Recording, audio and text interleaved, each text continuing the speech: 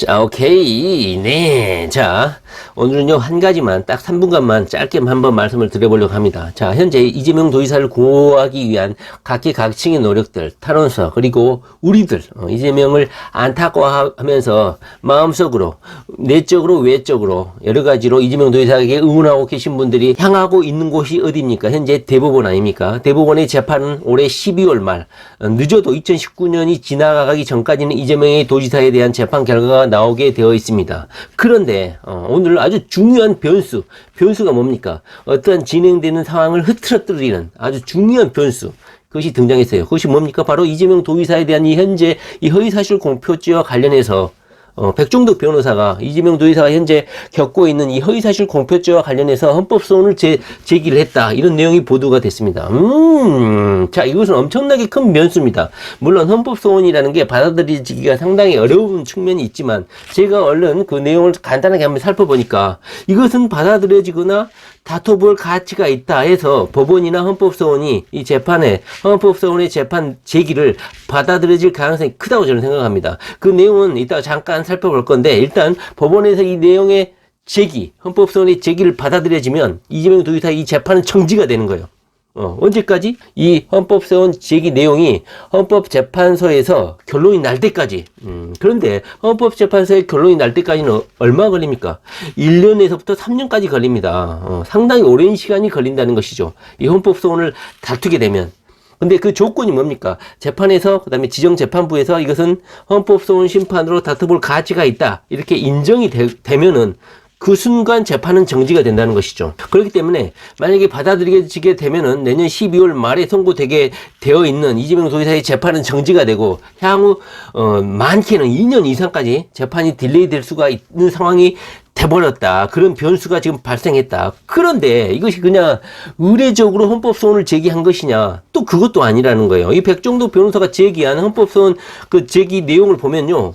제가 이것이 성지가 될 영상이 될지는 모르겠는데요. 제가 단언컨대 이것은 받아들여질 가능성이 크다. 재판에 의해서 이 백종덕 변호사가 다퉈본 이 내용은 헌법소원 심판 대상으로 다뤄보고 다퉈볼 가능성이 있는 내용이다. 이렇게 법원이 받아들일 가능성이 크다. 저는 그렇게 생각해요. 그래서 이재명 도지사 이 재판이 일순간에 정지가 돼버릴 가능성도 크다. 그래서 제가 이렇게 말씀을 3분간 짧게 한번 말씀을 드려보는 겁니다.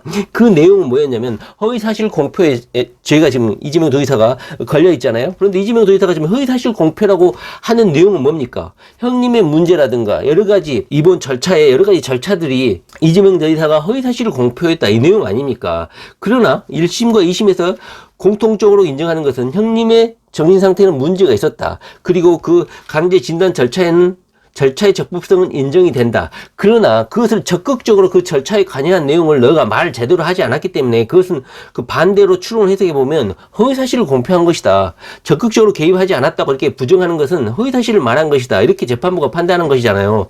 그런데 허위사실 공표죄에 보면은 허위사실을 공표하지 말아야 되는 내용에는 뭐가 있냐면 출생지라든가 가족관계, 신분, 직업, 경력, 재산, 그 다음에 행위가 있습니다. 그런데 이 백종덕 변호사가 제기한 게 이 행위라는 게 도대체 어떤 행위를 말하는 것인지 너무 추상적이고 너무나 그 범위가 광범위하다. 그러다 보니까 이 법문을 보고 판단하는 사람 입장에서는 이 행위를 어떤 행위까지가 내가 해야 될 행위고 어떤 행위까지가 거짓말을 말하지 않아야 될 행위인지를 판단하기 어려울 정도로 추상적이고 너무너무 광범위하다. 이것을 지적을 했어요. 나는 설득당해버렸어. 백종덕 변호사. 따봉. 당연하죠. 이 행위가 어떤 행위인지를 좀 범위를 정해줘야 되는데 네가 사실을 말하든지 네가 강제 진단 절차에 개입한 거 불법성이 없고 적법 조차를 다 지켰어. 그런데 네가 합법적인 걸 제대로 법을 지켰다는 그 사실 자체도 적극적으로 말을 하지 않으면 너는 허위 사실을 말한 거야. 자, 이재명 도지사가 현재 혐의를 받고 있는 게 그거예요. 네 절차는 다 합법적이야. 그런데 네 그 합법적인 절차를 제대로 말을 안 했기 때문에 너는 허위야. 지금 2심 재판은 이거거든요. 진실을 말하지 않았기 때문에 적극적으로 말을 하지 않았기 때문에 너는 허위 사실을 말한 거야 하면서 그 행위를 반대로 추론해버렸다. 백종덕 변호사가 말하는 게 그거야. 진실의 사실을 말하지 않은 게 어떻게 반대로 허위 사실을 말했다고 추론이 돼버리냐. 그래서 이 행위의 범위를 적절히 제한을 할 필요가 있다. 이 행위의 범위를 제한하지 않는 것은 이 법문이 너무나 추상적이고 너무나 확장적으로 규정되어 있기 때문에 이 법 조문을 보는 사람 입장에서 제대로 이해할 수 없다. 이거에 대해서 헌법소원을 제기한 것이다. 그 다음에 두 번째로는 현재 이재명 도지사가 벌금 300만 원을 선고받았기 때문에 피선고권 박탈 5년을 당할 수 있는 상황이 되었잖아요. 그런데 두 번째로는 현재 100만 원 이 기준으로 해서 대법원에서는 이 형량을 따질 수는 없어요.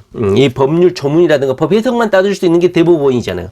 그런데 현재 이 공직선거법 100만 원 이상 형량이 선고되면 이 형량의 중하고 경하고를 따질 수 없게 하는 것은 위헌이다. 이것을 또 헌법소원에 추가를 했다 이거죠.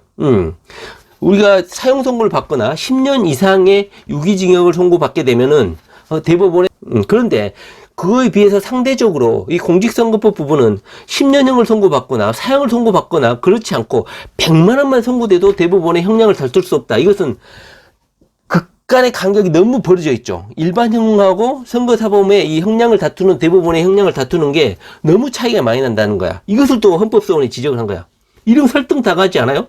100만 원만 선고되면 5년간 피선거권이 박탈되고 직업을 박탈되고 선거 경영제라고는 하지만 선거에 투입되는 비용을 다 토해내야 되는 그 손실이 어마어마한 데 비해서 100만 원이라는 이 작은 벌금 때문에 피해는 당하는 게 많은데 대법원에서 이 형량을 다툴 수 없다는 것은 다른 일반 범죄가 10년 이상의 중형이 선고되거나 사형이 선고될 때 무기징역이 선고될 때 다툴 수 있는 거에 비해서 형량을 다툴 수 없게 하는 이 공직선거법 조항은 헌법에 위반된다. 이 부분을 지적했다는 것이죠. 이 두 가지를. 자, 설득력 있지 않습니까?